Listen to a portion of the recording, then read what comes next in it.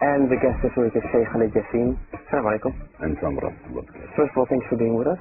Let's start the show with a simple question. Who is Sheikh Halid Jasin?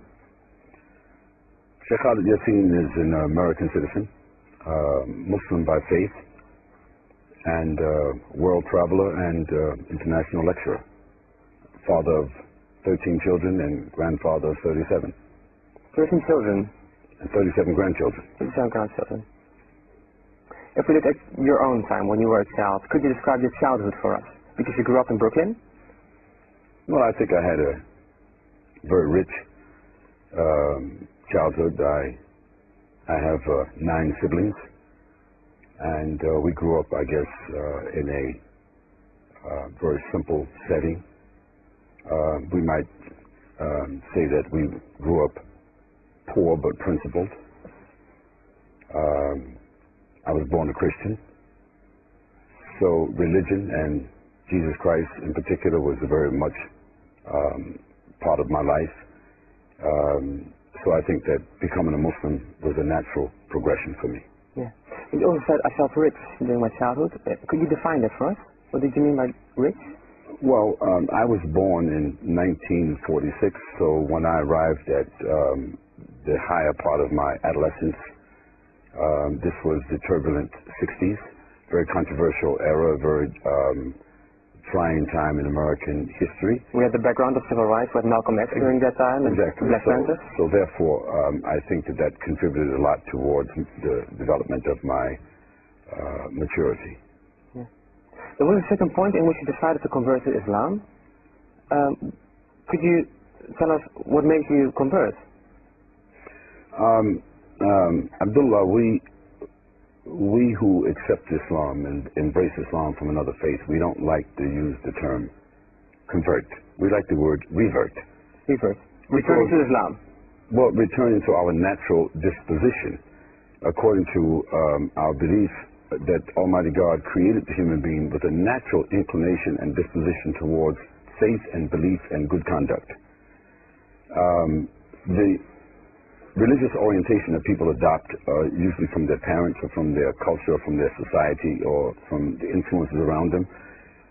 So that's what makes them a Hindu, Buddhist, or whatever. So I was a Christian by natural causes, and when I became a Muslim, it was because I was exposed to the Quran. I was exposed to the life of the Prophet Muhammad, peace and blessings be upon him. I was exposed to the principles of Islam, and I found after that exposure that there wasn't there shouldn't be any hesitancy on my part to accept the premises of Islam. So I thought... And how were you exposed? Well, reading, observation. The Encyclopedia Britannica probably provided me with the best information that I could have received. It wasn't somebody proselytizing or somebody campaigning or trying to introduce Islam to me. No, the word Islam was in the news. There was a group of people called the Nation of Islam. I had read something about Islam in school, but on one particular occasion I was riding the train, I can remember, and there was an article in the New York Times. And you were a student at that time? That's correct. And that article in the New York Times was a letter written by the person better known as Malcolm X, about his experience in Mecca. And I was very surprised what he said about Mecca, what he said about Islam, about the Quran, about the Prophet Muhammad, peace and blessings be upon him. Because in school I hadn't really understood those terminologies.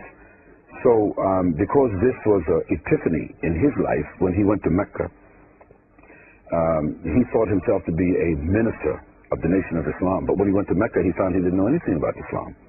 But reading that, what did you read which changed your view of Islam? Or I immediately went to the Encyclopedia Britannica because I wanted to know those terminologies. I want to know this Islam, what is that? You were looking up. This terminology, Quran, what is that? Who is this man, Muhammad? So it was the Encyclopedia Britannica that provided me what I consider to be the universal information, non-subjective information. And so from that information, I started looking into Islam just from an investigative point of view. And after some time, I compared it with the Christian values that I already had. I found no antagonism, no hostility, and no problem. I just saw Islam as a natural progression to my Christian experience. Yes. Reverting to Islam is one thing, preaching another. Why preach? I don't know if I ever characterized myself as a preacher. I think it's other people. They see people who represent religion and speak about their religious values as preachers. I'm not a preacher. I'm a teacher. That's a big difference. So we should call you a teacher in Islam? Well, no, not necessarily. Help us out here. Yeah, I happen to be a Muslim. So the moral values, you see, the moral values that drive my views are Islam. But I'm not a person preaching about Islam, calling people to Islam. That's not my ambition. Maybe 20 years ago, in a bit of my naivete, you could say that, because maybe people think we need to call people to Islam. But 20 years after understanding human psychology, I don't call people to Islam. I try to wear the principles of Islam through my conduct. I try to engage with people. And then if people are inquisitive like yourself and they say, "But you're a Muslim, what is that about?" Then, from that point, because you knock on the door, then I answer. Why do you consider that as being important to you, and maybe to Islam? If I were the manager of an art gallery, wouldn't I feel the necessity of taking people through and looking at the art and explaining what it is? Of course I would, because I would consider it to be a valuable job. So, as a Muslim, there are 1.5 or more million Muslims in the world. Islam has occupied a huge amount of the history of the world and its civilizations. So therefore, being a Muslim, I feel very empowered, I feel very privileged. And so it is a part of my life that when people inquire about it, I have to have the answers, and I